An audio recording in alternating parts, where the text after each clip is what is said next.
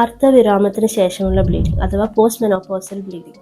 ഞാൻ doctor Alisha Shajahan, consultant gynaecologist, Imbichava hospital, Tirur. എന്തുകൊണ്ടാണ് ഇങ്ങനെ ഉണ്ടാവുന്നത്? ഏറ്റവും കോമൺ ആയിട്ടുള്ള അതിൻ്റെ റീസൺ ഈസ്ട്രജൻ എന്ന് പറയുന്ന സ്ത്രീകൾക്ക് ഉണ്ടാകുന്ന ഹോർമോണിൻ്റെ കുറവ് കാരണമാണ് 70-80% വരെയുള്ള ബ്ലീഡിംഗ് ഉണ്ടാകുന്നത്.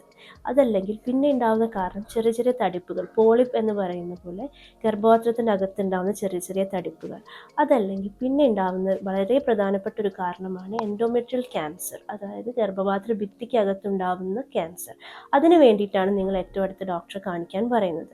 അങ്ങനെ നിങ്ങൾ ഡോക്ടറെ കാണിക്കുമ്പോൾ ആദ്യമായി നമ്മൾ ചെയ്തു നോക്കുക ഒരു സ്കാനാണ്. സ്കാൻ ചെയ്ത് നോക്കി ഗർഭപാത്ര ഭിത്തിയുടെ കട്ടി നമ്മൾ നോക്കും. ഗർഭപാത്ര ഭിത്തിക്ക് കട്ടി കുറവാണെന്നുണ്ടെങ്കിൽ ഈസ്ട്രജൻ ഹോർമോൺ കുറയുന്നത് കാരണം ഉണ്ടാകുന്ന ചെറിയ ചെറിയ ബ്ലീഡിംഗ് ആവും. അതിന് വേണ്ടിയിട്ട് നമ്മൾ വേറെ ഒന്നും ചെയ്യില്ല. അതല്ല, ഗർഭപാത്ര ഭിത്തിക്ക് കട്ടി കൂടുതലാണ്, ബ്ലീഡിങ്ങും കാണിക്കുന്നുണ്ടെങ്കിൽ നമ്മൾ ചെറിയൊരു ബയോപ്സി എടുത്ത് നോക്കും.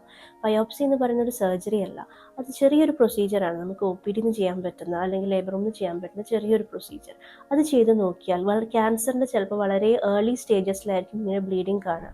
അങ്ങനെ നിങ്ങൾക്ക് എൻഡോമെട്രിയൽ ക്യാൻസർ പോലെയുള്ള അസുഖങ്ങൾ വളരെ ഏർലി സ്റ്റേജിൽ ഡിറ്റക്ട് ചെയ്യാൻ സാധിക്കും. ഇനി അതല്ല, നിങ്ങൾ 1 വർഷം കാണിച്ചില്ല, ആ ബ്ലീഡിങ് അങ്ങനെ നിന്നു, പിന്നെ അത് കഴിഞ്ഞ് പിന്നീട് ഒരു ബ്ലീഡിങ് ഉണ്ടാവും ഒരു 6 മാസത്തിനോ 7 മാസത്തിനോ ശേഷമായിരിക്കും. അപ്പോഴേക്കും അതൊരു എൻഡോമെട്രിയൽ ക്യാൻസർ വളരുകയോ വളരെ വളരെ ലേറ്റ് സ്റ്റേജസ് ആയിട്ടുണ്ടാവും. അപ്പോൾ വളരെ എളുപ്പത്തിൽ നിങ്ങൾക്ക് പ്രിവെൻറ്റ് ചെയ്യാൻ പറ്റുന്ന ഒരു കാര്യം നിങ്ങൾ കാണിക്കാതിരുന്നാണ്ടാകുന്ന ബുദ്ധിമുട്ടുകളാണ്.